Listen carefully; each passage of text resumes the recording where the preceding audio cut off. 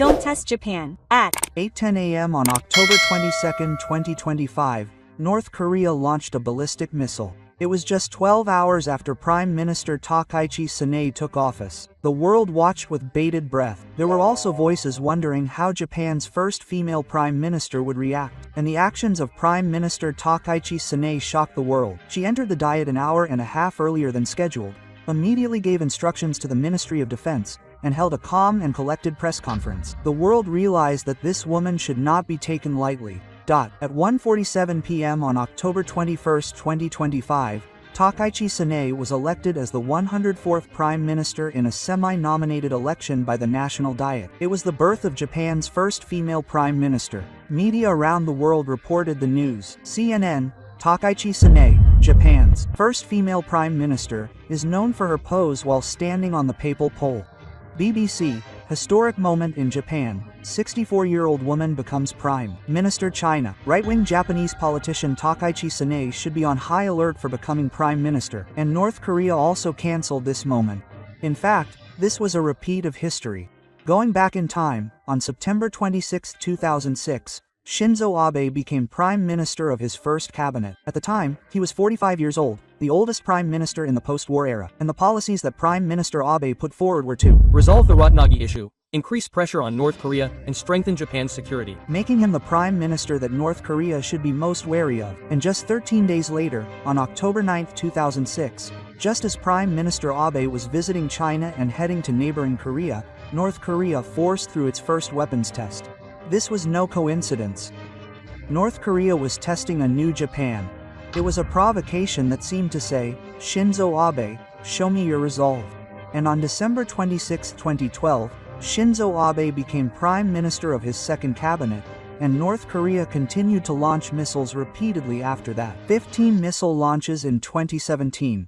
In 2019, North Korea criticized Abe as the stupidest man in the country. But Abe did not give in. Force North Korea to change its policy and abandon its missile programs in a completely verifiable and irreversible manner. That strong will continue to protect Japan.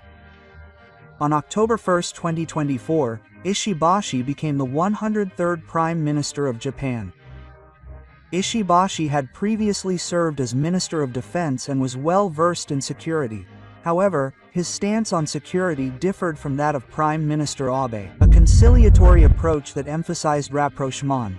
Ishibashi sought to improve relations with North Korea. And then something interesting happened. During the 11 months of Ishibashi's administration, North Korea launched a missile only once. The last time was on May 8, 2025. After that, North Korea did not launch a single missile for about 5 months. The answer was simple. North Korea did not need to test Ishibashi. Ishibashi's seductive stance was not a threat to North Korea. So there was no need to provoke.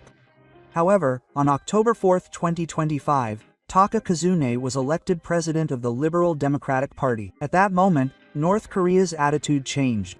At 1:47 p.m. on October 21, 2025, Gao Yi-miao was inaugurated as the 104th Prime Minister of the cabinet. That night, Prime Minister Gao Yi-miao held a press conference at the Prime Minister's office. The Prime Minister stated that once everyone has made a firm decision, we will move forward.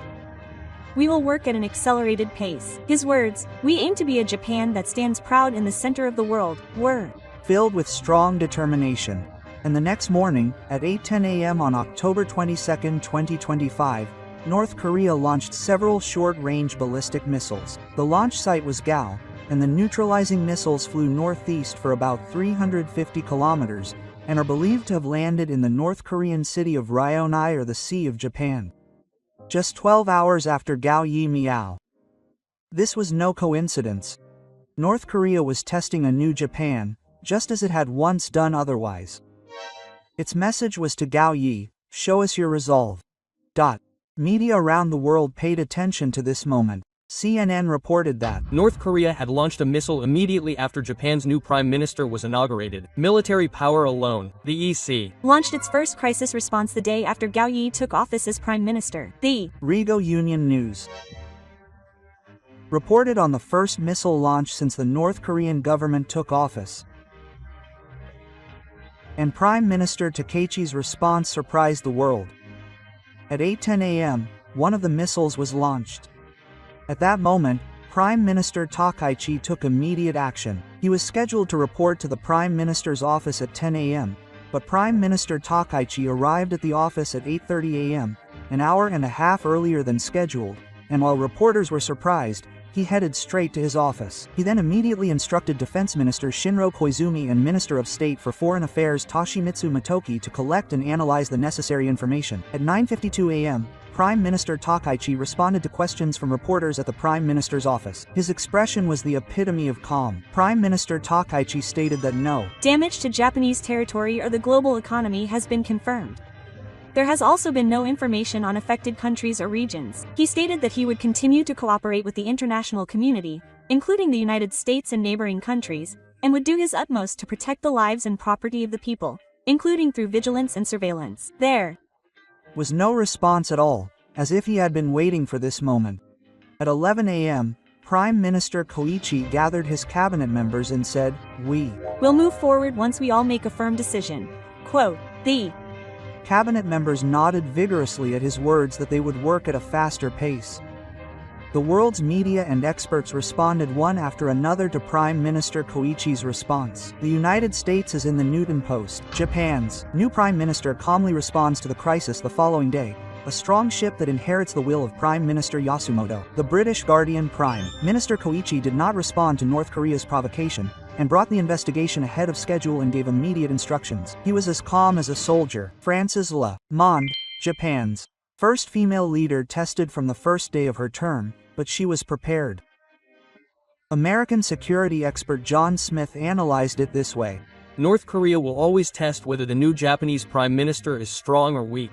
Prime Minister Ishiba had a conciliatory stance, so there was no need to provoke. However, Prime Minister Koichi is different. She is the successor to Prime Minister Abe. Because she is conservative and has a patriotic stance toward North Korea launched missiles the day after she took office. This is a message to show her resolve.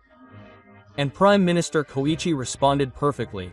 He arrived earlier than scheduled and immediately held a press conference to issue instructions.